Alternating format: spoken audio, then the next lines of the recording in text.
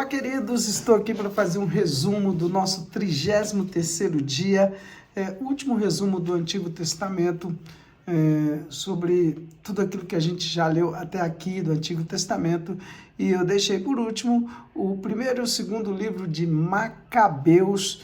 Esse livro está bem pertinho ali do tempo de Jesus, século II antes de Jesus, e eu vou começar pelo primeiro livro de Macabeus, que conta que depois que Alexandre o Magno morre,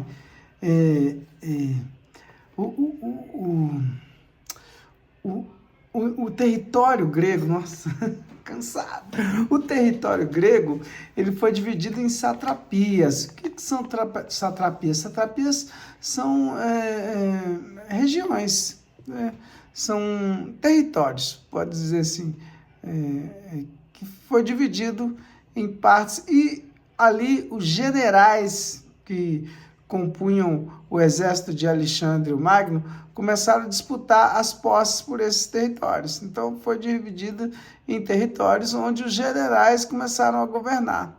E os Seleucidas era um deles, né? Assim como os Ptolomeus, eram fortíssimos. E os Seleudas, eles se dispunham de uma boa parte do território, onde um pedaço deles contemplava Jerusalém, né?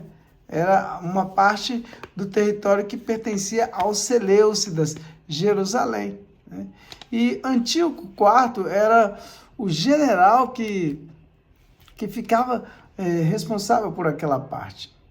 E o que ele faz? Ele autoriza os israelitas a viverem a sua vida de ritos. Ele autoriza os israelitas fazerem o seu culto. Para ele está tudo bem os israelitas viverem tudo o que eles têm de costume. Ele não proíbe os israelitas nas suas leis, nada, nada, nada. Para ele está tudo bem. Só que ele morre e sobe ao trono o Antíoco V. Morre o quarto e sobe o quinto. E ele proíbe a adoração, os ritos, o culto, tudo ele proíbe. Por quê?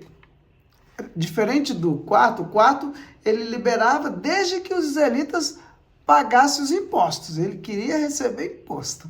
O quinto não, o quinto quer que todo mundo viva a cultura grega, custe o que custar, ele quer que todo mundo viva debaixo de uma cultura helenística, grega.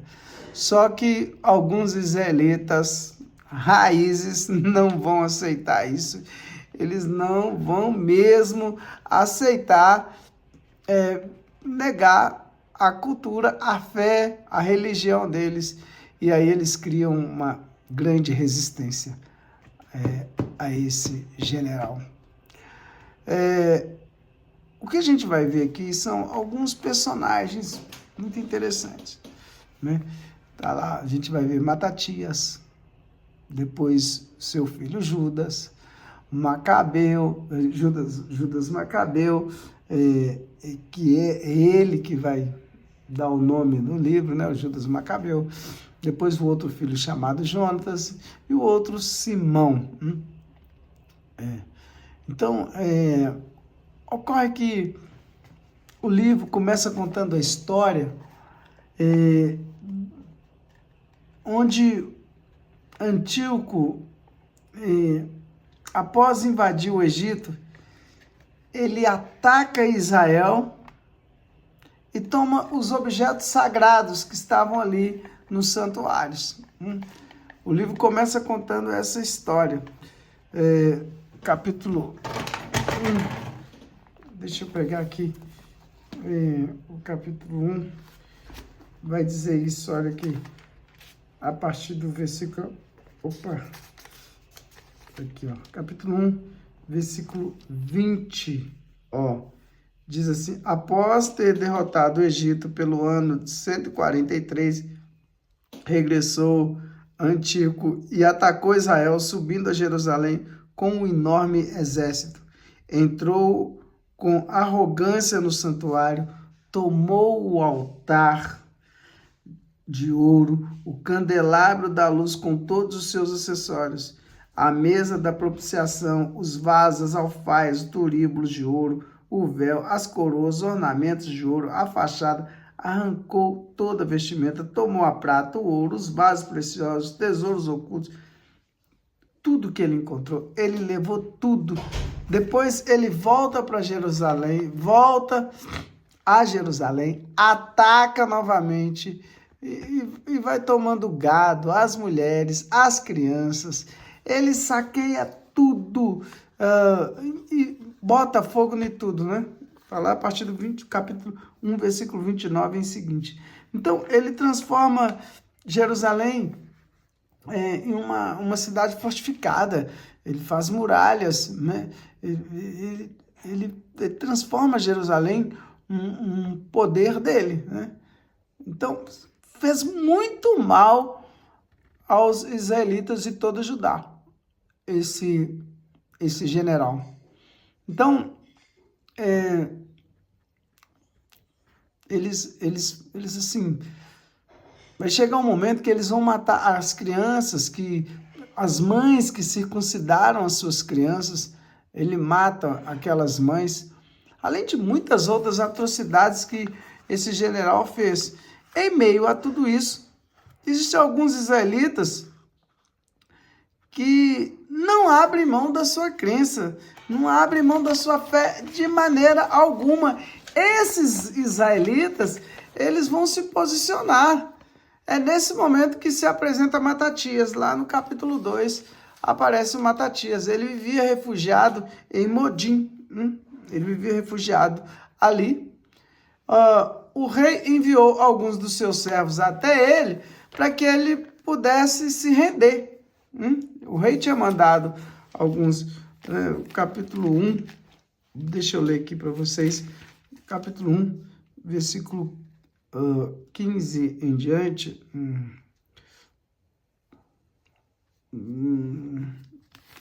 Desculpa. Não, no capítulo 2, desculpa. Capítulo 2.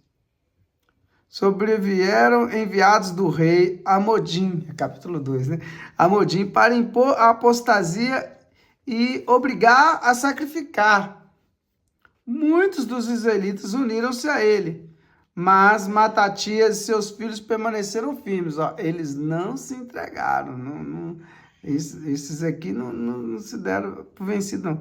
Em resposta, disseram que vinham da parte do rei: possuís nessa cidade notável influência e consideração dos teus irmãos, teus filhos e da autoridade. Vem, pois, como primeiro executar a ordem do rei, como fizeram todas as nações habitantes de Judá e os que ficaram em Jerusalém. Serás contado tu e teus filhos entre os amigos do rei. A ti e os teus filhos o rei vos honrará, cumulando-vos de prata, ouro e presentes. Então, eles fazem essa proposta para que Matatias vá se render ao rei. Só que Matatias responde, o que ele diz? Matatias respondeu: ainda mesmo que todas as nações que se achem no reino do rei o escutassem, de modo que todos renegassem a fé de seus pais e aquecessem as suas ordens, eu, meus filhos, meus irmãos, perseveraremos na aliança concluída com os nossos antepassados.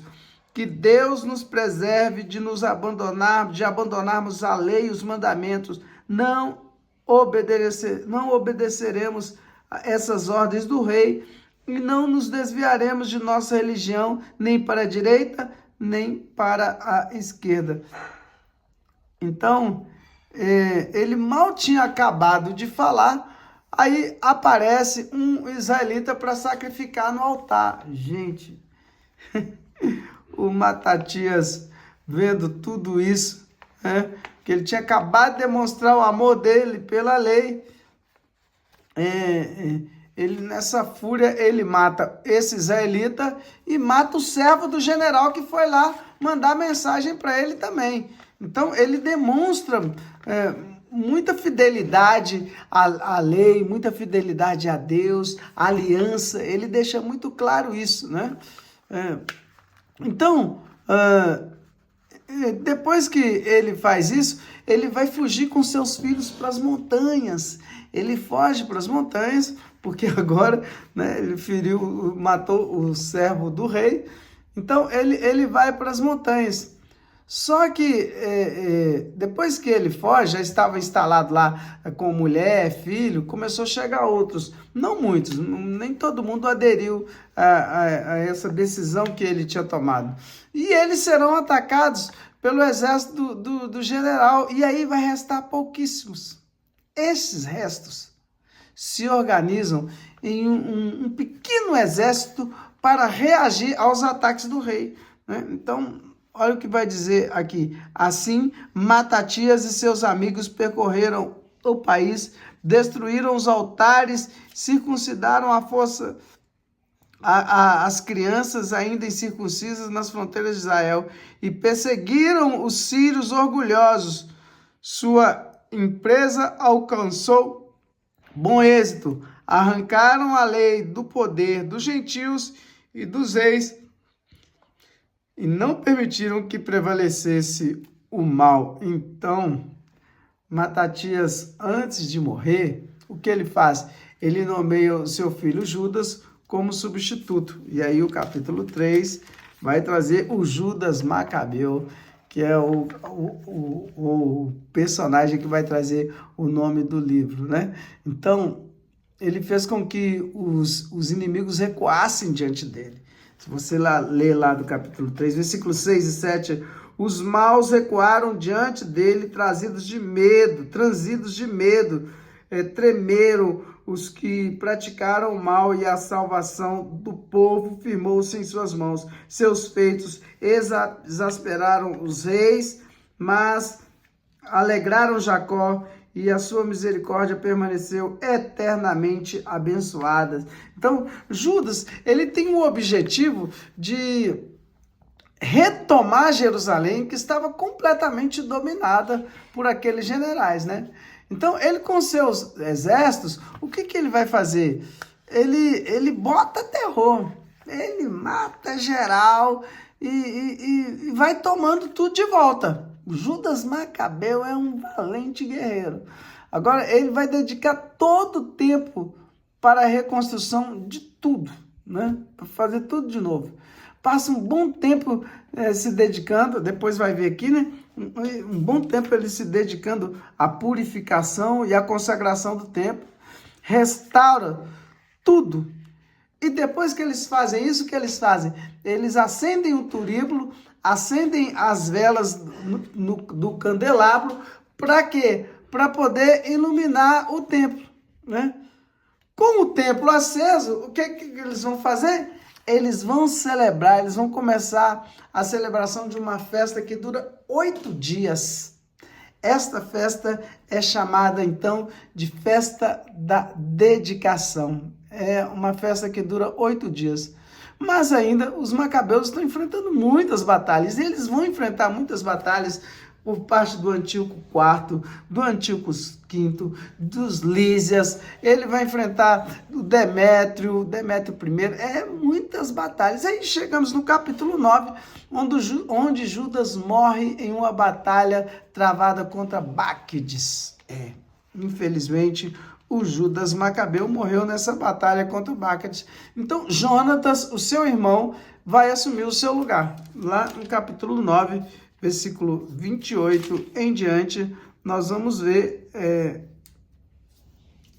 capítulo 9, versículo 28. Reuniram-se todos os amigos de Judas e disseram a Jonatas: após a morte de Judas, teu irmão, não há mais ninguém como ele para opor-se aos nossos inimigos, a Báquides e aos que odeiam a nossa nação.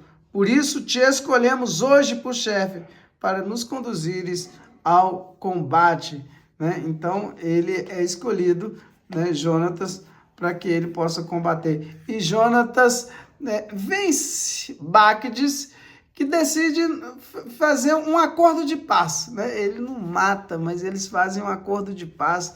Lá no versículo 70, 71, a gente vai ver isso, né? Sabendo disso, enviou Jonatas mensageiros para propor-lhe a paz e a devolução dos prisioneiros. Bactes o recebeu, aceitou a proposta e jurou nunca mais tentar nada de mal contra eles por todos os dias da sua vida. Então Bactes aceitou, eles fizeram ali um tratado de paz. E depois Jonatas vai fazer um acordo também com Demétrio. Jonatas vai fazer um tratado de paz com todo mundo ali. E aí no capítulo 10, mostra que tudo está acordado, né? E aí a intenção é o seguinte: a baixa dos tributos, tudo isso está no acordo. Baixa dos tributos, a devolução das terras dos israelitas, a possibilidade da volta dos ritos, da adoração, de tudo, né? Tudo isso. Porém, Jonatas não botou fé no acordo que ele estava fazendo com Demétrio. E aí, o que ocorre? Tem um outro general chamado Alexandre, que ele é mais pacificador para os israelitas. E a proposta dele vai interessar mais a Jonatas. Vamos ver lá o que está escrito no capítulo 10.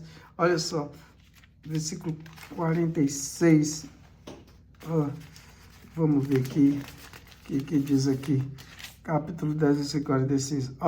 Diz aqui assim, quando Jonatas e o povo ouviram essas propostas, não acreditaram e não quiseram aceitá-las, lembrando-se de todo o mal que Demétrio havia causado a Israel e quanto ele os havia oprimido. Escolheram então o partido de Alexandre, porque ele tinha sido o primeiro a lhes falar de paz e foram sempre os seus auxiliares. Então eles não quiseram o Demétrio, não. Foram para o partido do Alexandre. Alexandre era mais pacificador, era melhor. Né?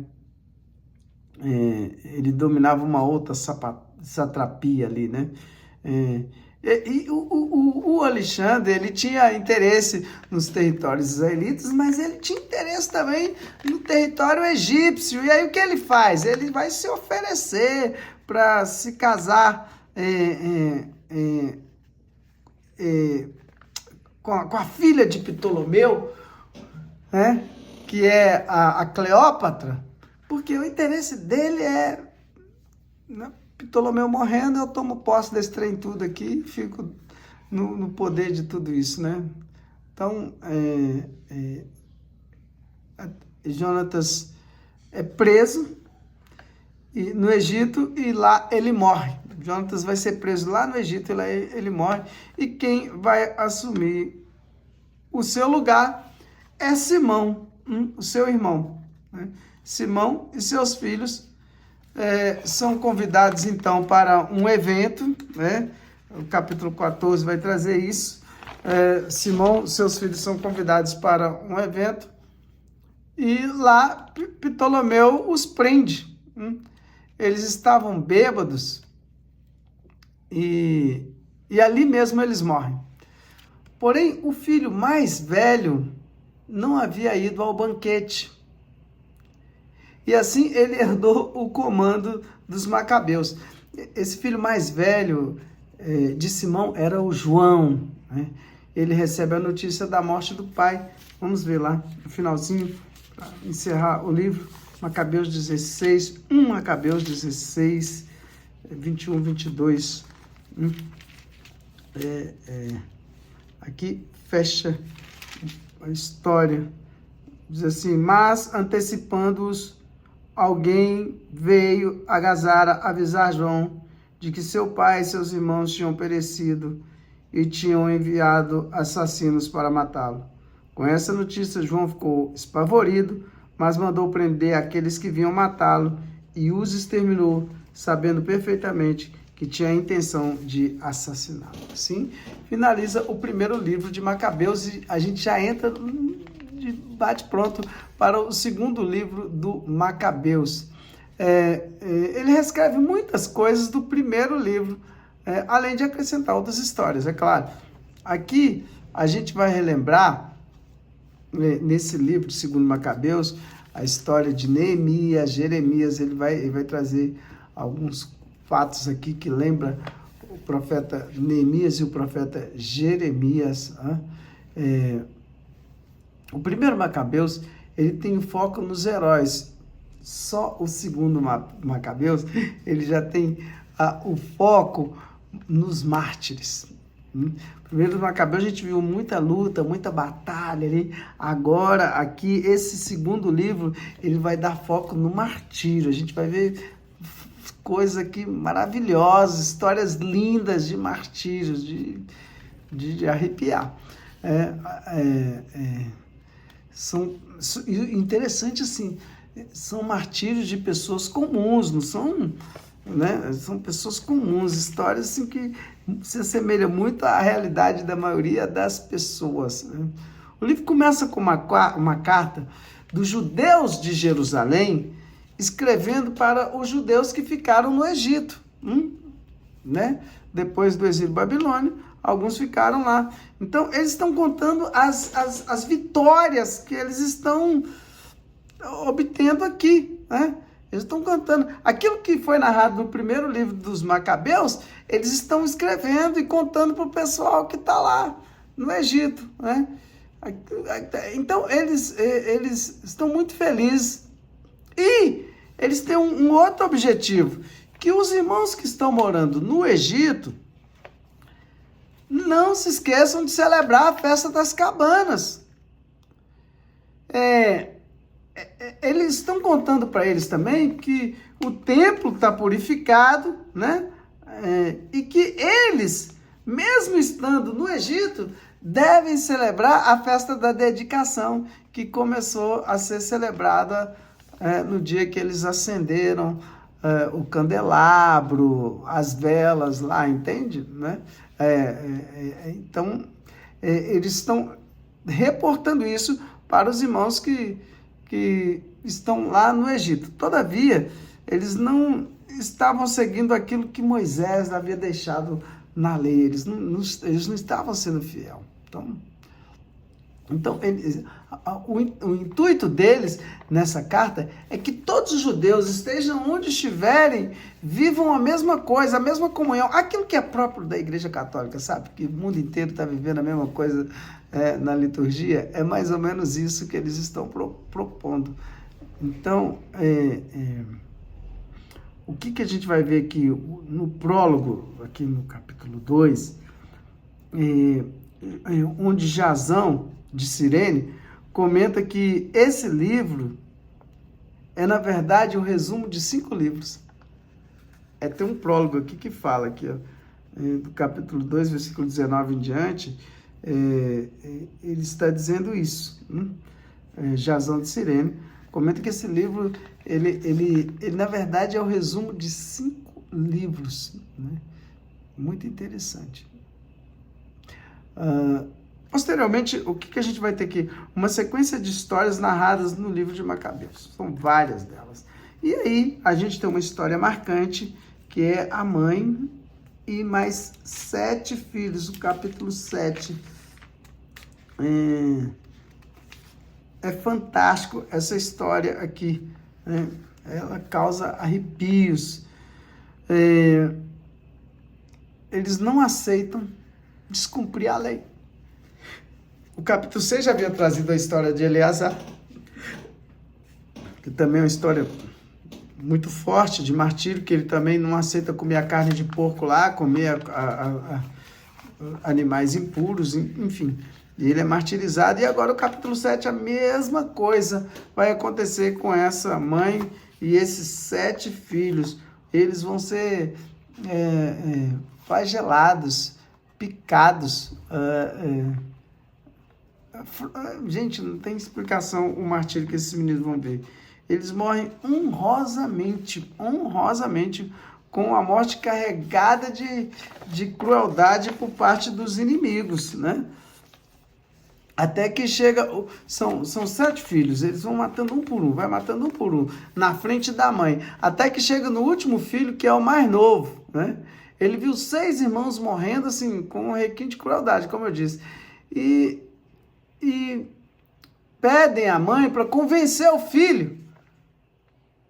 Eles pedem à mãe para convencer o filho. Os próprios algozes vão pedir à mãe para convencer o filho para ele se entregar e fazer o que tem que fazer, mesmo que seja lá fingindo, lá, faz lá. entende? Só que a mãe, olha o capítulo 7, versículo 7. Desse modo, morto o primeiro, conduziram o segundo ao sepulcro, arrancaram-lhe a pele da cabeça com os cabelos e perguntaram: comerás carne de porco ou preferes que o teu corpo seja torturado membro por membro? Ele respondeu: não, no idioma de seu país. Por isso padeceu os mesmos tormentos do primeiro, estando prestes a dar o último suspiro, dito: maldito, tu nos arrebatas a vida presente, mas o Rei do Universo nos ressuscitará para uma vida eterna, pois morreremos com fidelidade. Então, olha lá, quando vai chegar no último, o que acontece com a mãe? Quando chega no último filho, inclinou-se sobre ele e, zombando, o cruel tirano disse na língua materna: meu filho, compadece-te de tua mãe, que te trouxe 9 meses no seio, que te amamentou durante 3 anos, que te nutriu, te conduziu e te educou até esta idade. Eu te suplico, meu filho, contempla o céu e a terra, reflete bem tudo o que vês. Deus criou do nada, assim como todos os homens. Não temas, pois, este algoz, mas sê digno de teus irmãos e aceita a morte, para que no dia da misericórdia eu te encontre no meio deles. Uau! É o que a mãe fez com o filho. Não vai se entregar, não. Você não é o último e você vai morrer igualzinho os seus irmãos. No fim, a mãe também morre, né? Depois a gente vai ver muitas rebeliões de Judas Macabeus, guerras contra o Antíoco Epífanes, depois a purificação do templo. Essa guerra com o Antíoco Epífanes está no capítulo 9, a purificação do templo no capítulo 10, a gente vai ver que a vitória contra Lísias, vitória contra Nicanor, que a gente leu lá no primeiro livro, né, dos Macabeus. E o capítulo 12 traz uma história bem interessante, que muitos deles morrem. É a primeira vez que a gente vai ver aqui a oração pelos mortos, bem explicitamente assim, nas Sagradas Escrituras. Eles morrem, cada um deles trazia um deus estrangeiro nas suas túnicas. E os próprios Macabeus acreditaram que eles foram mortos por isso, né? Mas eles morreram lutando, por isso oraram pela alma deles, né? Assim, nós finalizamos os 2 livros de Macabeus nesse 33º dia do nosso desafio quaresmal. Isso aí, gente, e assim a gente vai prosseguindo. Deus abençoe vocês.